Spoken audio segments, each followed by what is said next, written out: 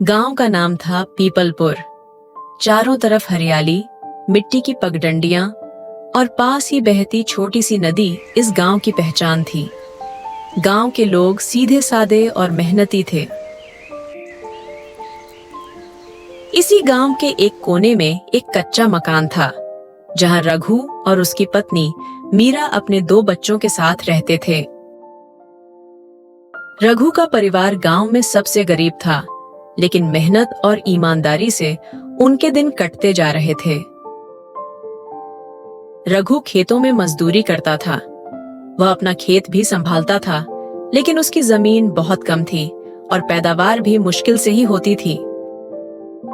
उसके 2 बच्चे थे, बेटा मोहन और बेटी सरिता।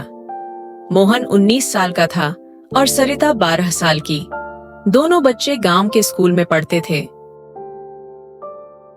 मीरा को बच्चों की पढ़ाई की बड़ी चिंता रहती थी। वह चाहती थी कि मोहन और सरिता अच्छी पढ़ाई करें ताकि उनका भविष्य उज्जवल हो सके। लेकिन रघु के पास सीमित साधन थे, जिससे बच्चों की शिक्षा भी पूरी नहीं हो पा रही थी। रघु खुद भी चाहता था कि उसके बच्चे उससे बेहतर जीवन जी सकें, पर अपनी गरीबी के कारण वह हमेशा अंदर से टूट जाता था। एक दिन शाम को जब रघु खेत से लौटा तो देखा कि मीरा गहरी चिंता में बैठी थी। उसने पूछा, क्या हुआ मीरा, तू इतनी परेशान क्यों है? ओ जी, स्कूल से खबर आई है कि मोहन की पढ़ाई के लिए अब नई किताबें और फीस देनी होगी। अगर हम यह सब नहीं जुटा पाए तो उसे स्कूल से निकाल देंगे। रघु की आंखें भर आईं। उसने कहा, मीरा, मैं क्या करूं? खेत में अब कुछ खास नहीं उगता और मजदूरी से इतने पैसे नहीं जुटा पाता कि बच्चों की पढ़ाई अच्छे से करा सकूं। ओ जी, हमें कुछ करना होगा। मैं नहीं चाहती कि हमारे बच्चे भी गरीबी में फंस कर रह जाएं। मोहन पढ़ाई में बहुत होशियार है। अगर उसे मौका मिला तो वह जरूर कुछ बड़ा करेगा। मैं कल साहूकार के पास जाऊंगा। शायद उधार लेकर कुछ दिन और मोहन की पढ़ाई का खर्च निकाल सकूं।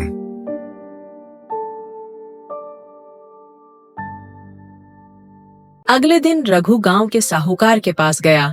साहूकार का नाम था हरदास। वह गांव के ज्यादातर लोगों को ऊंची ब्याज दर पर कर्ज देता था और लोग मजबूरी में उससे उधार लेते थे। हरदास जी, मुझे कुछ पैसे उधार चाहिए। मेरे बच्चों की पढ़ाई अधूरी रह जाएगी अगर मैंने फीस और किताबें नहीं दी। हरदास ने घूरते हुए कहा, रघु, तुझे मालूम है कि मैं किसी को उधार ऐसे ही नहीं देता। ब्याज बहुत होगा और अगर वक्त पर पैसा नहीं चुकाया तो तेरी जमीन मेरे नाम हो जाएगी। सोच ले। रघु ने भारी दिल से कहा, मुझे मंजूर है, मैं मेहनत करूंगा और कर्ज चुका दूंगा। हरदास ने कुछ पैसे दिए और रघु ने बच्चों की फीस भर दी। मोहन और सरिता की पढ़ाई फिर से शुरू हो गई, लेकिन रघु के सिर पर कर्ज का बोझ बढ़ता जा रहा था।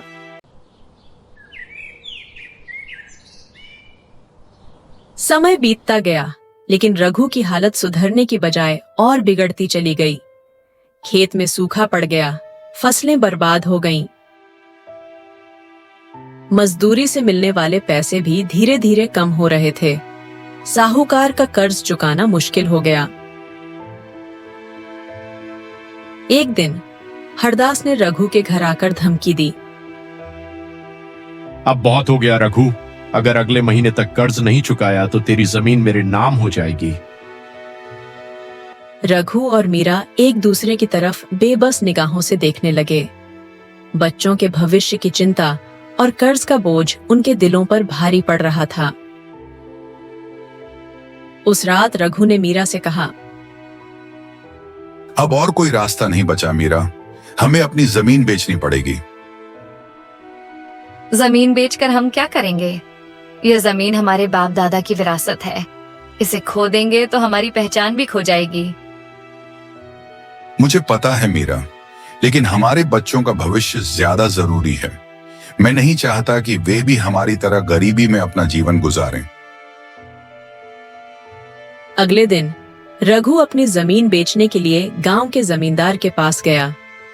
जमींदार ने उसकी जमीन बहुत कम कीमत पर खरीदने की बात कही। रघु के पास कोई और रास्ता नहीं था, इसलिए उसने मजबूरी में जमीन बेचने का फैसला किया। लेकिन उसी शाम गांव के स्कूल के प्रधानाचार्य ने रघु को अपने पास बुलाया। प्रधानाचार्य जानते थे कि रघु के बच्चे पढ़ाई में बहुत होशियार हैं और रघु खुद भी ईमानदार आदमी है। प्रधानाचार्य ने कहा, रघु, मैंने सुना है कि तुम अपनी जमीन बेचने जा रहे हो, लेकिन मैं तुम्हें ऐसा करने से रोकना चाहता हूँ।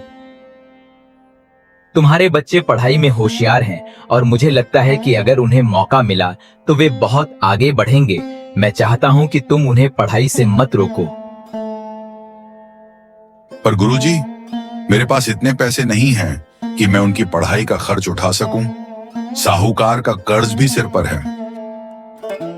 तुम चिंता मत करो, मैं बच्चों के लिए एक छात्रवृत्ति का इंतजाम करवा दूंगा, जिससे उनकी पढ़ाई का खर्च निकल सकेगा।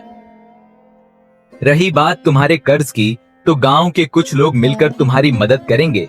तुम्हारी ईमानदारी और मेहनत को देखकर सब तैयार हैं। रघु की आंखों में आंसू आ गए। उसने कहा, गुरुजी, आप तो मेरे लिए भगवान बनकर आए हैं। मैं आपका यह एहसान कभी नहीं भूलूंगा। यह एहसान नहीं है रघु, यह तुम्हारे बच्चों का हक है। तुमने उन्हें अच्छे संस्कार दिए हैं और यही तुम्हारी सबसे बड़ी संपत्ति है। प्रधानाचार्य की मदद से मोहन और सरिता की पढ़ाई की चिंता खत्म हो गई। गांव के लोग भी रघु की मदद के लिए आगे आए। धीरे धीरे रघु ने कर्ज चुकाना शुरू किया और उसका आत्मविश्वास वापस आने लगा। मोहन ने अपनी पढ़ाई में कड़ी मेहनत की और अच्छे अंकों के साथ पढ़ाई पूरी की। सरिता ने भी अपनी पढ़ाई में बेहतरीन प्रदर्शन किया और गांव के स्कूल में सबसे होशियार छात्रों में से एक बन गई। कई साल बाद मोहन एक डॉक्टर की डिग्री हासिल कर ली थी और गांव में एक छोटा सा अस्पताल खोलने का सपना देखा था। उसने अपनी मेहनत और ज्ञान से गांव के लोगों की सेवा करने का फैसला किया। रघु और मीरा के चेहरे पर गर्व और संतोष की चमक थी। उन्होंने अपने बच्चों को संघर्षों के बावजूद बड़ा और सफल होते देखा था। हमने अपने बच्चों को वो सब दिया जो हमसे हो सका। अब वो हमारा नाम रोशन करेंगे। तुमने हमेशा सही कहा था। हमारी मेहनत और ईमानदारी कभी बेकार नहीं जाती। आज हम अपने बच्चों की वजह से गर्व महसूस कर रहे हैं। गांव के लोग भी मोहन की सफलता से खुश थे। वह गांव का पहला लड़का था जिसने डॉक्टर बनकर गांव की सेवा करने का फैसला किया था। रघु का परिवार अब गरीबी के जाल से निकल चुका था और उनके पास अब जमीन से भी ज्यादा कीमती चीजें थीं, सम्मान, ज्ञान और आने वाली पीढ़ी का उज्जवल भविष्य।